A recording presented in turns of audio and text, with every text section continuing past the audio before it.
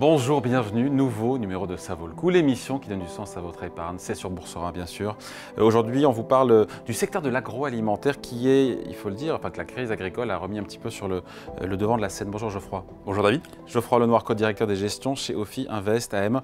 On parle beaucoup évidemment du secteur de l'agroalimentaire, on en a beaucoup parlé ces derniers jours. Qu'est-ce que déjà ça représente quand on est investisseur, quand on est actionnaire, ce secteur de l'agroalimentaire? Quel est son poids?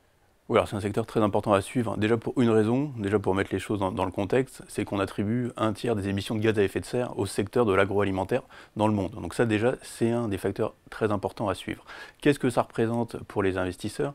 Si on regarde plus près de chez nous, sur nos principaux indices boursiers, sur le CAC 40 ou l'Eurostoxx ou les indices européens, on va retrouver des valeurs du type Danone, du type Unilever, du type, on va dire également L'Oréal qui va être dans ce panier, on va dire, biens de consommation. de consommation Ça, voilà. au sens large, donc il y a l'alimentaire et les produits de consommation, mais c'est vrai que tout ça, ça pèse à peu près sur le CAC 40, on va dire autour de 8%. C'est pas un gros secteur, c'est un secteur de taille moyenne qui représente à peu près la moitié du secteur du luxe en France, si on regarde le CAC 40 qui est le gros secteur qu'on regarde et qu'on a l'habitude de regarder. Mais c'est vrai que ce secteur-là est un secteur de taille moyenne, mais qui a des enjeux, on va dire, en termes de finances responsables, très importants. Oui, ben justement, ces grands enjeux, à la fois les enjeux, les facteurs de risque en termes de durabilité pour ce secteur de l'agroalimentaire. Alors, il y en a plusieurs, mais je voudrais rappeler déjà qu'il y a plusieurs façons de regarder le secteur de l'agroalimentaire. Il y a le secteur primaire déjà, donc c'est tout ce qui va concerner l'élevage, l'agriculture, l'aquaculture ou la pêche. Donc ça, c'est vraiment, on va dire, en amont, enfin, la base pour la création de matières premières. Et puis, une deuxième partie, donc, avec tout ce qui va être société de transformation, tous les grands groupes industriels qui vont vraiment être, eux, les plus représentatifs, on va dire, du secteur pour les investisseurs, et notamment les investisseurs responsables.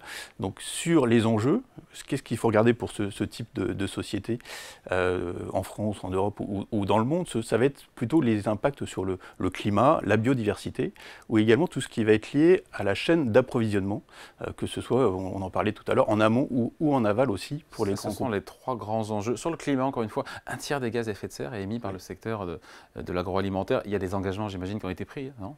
Oui, il y a des engagements qui ont été pris, bien évidemment, et surtout en Europe, vu que l'Europe, on le sait bien, veut être le leader, on va dire, mondial sur ces sujets de transition écologique vis-à-vis des autres pays. On sait que les Américains sont un peu moins vertueux et que si on regarde vraiment au sens large, c'est vrai que ce sont plutôt les entreprises internationales, les entreprises américaines notamment, qui émettent le plus d'émissions de CO2. Alors c'est vrai qu'en Europe, l'Europe s'est donné des objectifs assez contraignants et assez forts en termes de message, c'est d'atteindre la neutralité climatique à 2050. Donc ça c'est vraiment important et ça veut dire quoi aussi? C'est l'accord de Paris, ça? Alors oui, et le pacte vert, c'est vrai qu'on en Ouais. parle beaucoup récemment dans les médias, c'est vrai que le pacte vert qui donne une direction, alors pour tout le secteur, pas que pour les agriculteurs, mais pour tout le secteur, afin d'atteindre justement certains objectifs, et notamment un objectif de réduction de 55% des émissions de CO2 à 2030. Ouais. Donc voilà, plusieurs enjeux de ce côté-là. Et il faut voir que pour les entreprises, ce qui est important de regarder, c'est vraiment les émissions de CO2 qu'elles émettent, alors pas forcément directement, mais de façon indirecte. On parle du scope 3, on va dire dans le jargon de la finance responsable, mais c'est important de souligner. Ce scope 3, ce sont vraiment toutes les émissions qui vont être effectuées en amont et en aval de la chaîne de production. Typiquement, Ce sont les plus importantes? Ce sont les plus importants, c'est quasiment 90% des émissions pour les sociétés industrielles. Et donc on va parler de tout ce qui va être acheminement des matières premières, les transports, mais également donc, en aval plutôt tout ce qui va être les déchets produits par rapport à cette chaîne de production. Bon, donc le climat, enjeu majeur. Vous avez dit aussi la biodiversité dans les enjeux. Oui, exactement. Il faut voir que le système alimentaire mondial aujourd'hui est responsable d'une grosse partie de la perte de la biodiversité. On peut donner quelques chiffres typiquement. Dont elle a besoin encore. Dont elle a besoin, oui, bien évidemment. Il faut voir que le secteur agroalimentaire est lui-même, donc on va dire, responsable d'un tiers des émissions de gaz à effet de serre et de la perte de la biodiversité, mais c'est aussi l'une des principales victimes. Si demain, le secteur, il y a des réchauffements climatiques, il y a une perte de biodiversité, les productions agricoles vont baisser, la rentabilité va baisser, donc c'est vrai qu'il y a des enjeux qui sont dans les deux sens.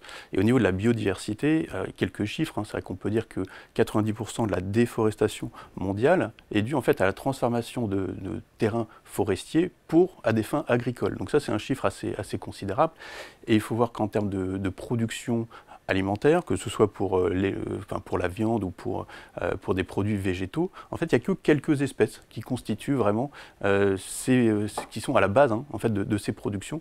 Et ça, c'est vrai que ça ne favorise pas forcément la biodiversité non plus. Geoffroy Lenoir, après, il y a des sujets qui sont imbriqués. Vous parlez des chaînes d'approvisionnement, mais c'est lié, aussi à la biodiversité et au climat. Donc, Oui, et les chaînes d'approvisionnement, c'est un sujet très important pour les entreprises aujourd'hui, vu que maintenant, il y a un cadre réglementaire contraignant qui oblige les entreprises à avoir un devoir de vigilance sur les chaînes d'approvisionnement et de production, que ce soit vraiment au départ, en amont, à la réception des matières premières, ou jusqu'à la transformation du produit fini qui va être mis à disposition des clients. Bon, une fois qu'on a posé les enjeux, face à cela, il doit y avoir des solutions. Quelles sont-elles pour le secteur ? Alors on l'a dit, c'est vrai que déjà ce sont des habitudes alimentaires. Bon, alors là, ce n'est pas forcément les grands groupes industriels qui vont être les principaux impactés, mais ils ont un devoir aussi de faire en sorte que les consommateurs changent aussi leur façon de consommer. Alors c'est pour ça qu'il y a plusieurs sociétés qui vont favoriser, on va dire, des gammes de produits moins axés sur la consommation de viande ou de produits laitiers, donc peut-être ce qu'on appelle du végétarien ou du flexitarien, si on veut rentrer dans ces détails. Mais c'est vrai que c'est un changement des habitudes alimentaires, puisqu'on estime que la consommation alimentaire aujourd'hui devrait entraîner un réchauffement climatique d'environ 0,7 à 0,9 degrés d'ici à 2100. Donc ce sont des enjeux importants. Donc il y a cet aspect-là. Après, il y a des aspects technologiques. Il faut voir qu'on peut améliorer les modes de production, changer d'un mode de production intensif vers un mode de production moins intensif, mais qui pourrait conserver des rendements assez importants pour le secteur de l'agroalimentaire. Donc il y a plusieurs solutions, éviter le gaspillage, recycler les déchets. Donc il y a beaucoup de choses qui peuvent être faites de ce côté-là. Ça, c'est plutôt la bonne nouvelle. Bon, et en bourse, comment se comporte le secteur agroalimentaire dans ce contexte et qu'est-ce qu'on peut prévoir autant que faire se peut? Oui, alors dans le contexte, il faut voir que le secteur est très exposé au coût des matières premières. Oui. On l'a vu avec l'Ukraine notamment. Donc c'est vrai que les marges des entreprises ont plutôt tendance à baisser. Mais si on regarde par exemple les marges des entreprises aujourd'hui en France, elles ne sont pas forcément très élevées dans le secteur de la distribution. On est à peu près à 2% en France par rapport à d'autres en Europe qui sont autour de 4%. Pas les grands groupes. Alors certains grands groupes, par exemple, et si on regarde le secteur industriel par exemple avec Danone, Danone, lui, a plutôt des marges nettes de 7,5. Donc c'est vraiment une des sociétés qui a le plus de marge de manœuvre, ce qu'on appelle le pricing power, on va dire, pour transmettre l'augmentation des prix au cours de la production et au client final. Par contre, les plus petits acteurs, les PME, vont avoir beaucoup plus de mal donc, à transférer, on va dire, cette augmentation du coût des matières premières aux clients. Donc c'est vrai que c'est quelque chose à suivre de très près. Après, en termes d'évolution sur les marchés boursiers, c'est le secteur de l'agroalimentaire est un secteur défensif. Ouais. Donc c'est un secteur un petit peu plus cher que les autres, puisque voilà, il y a une stabilité, on est dans la consommation non cyclique. Donc c'est vrai qu'il y a des facteurs de stabilité, mais il faut voir que structurellement, le secteur va être forcément impacté par cette thématique de transition climatique. Et l'impact des baisses de taux d'intérêt qui devraient advenir cette année, ça sera plutôt favorable pour ce secteur-là, alors pour d'autres également, mais c'est vrai que ça devrait soutenir la valorisation des entreprises qui sont exposées sur ce secteur-là.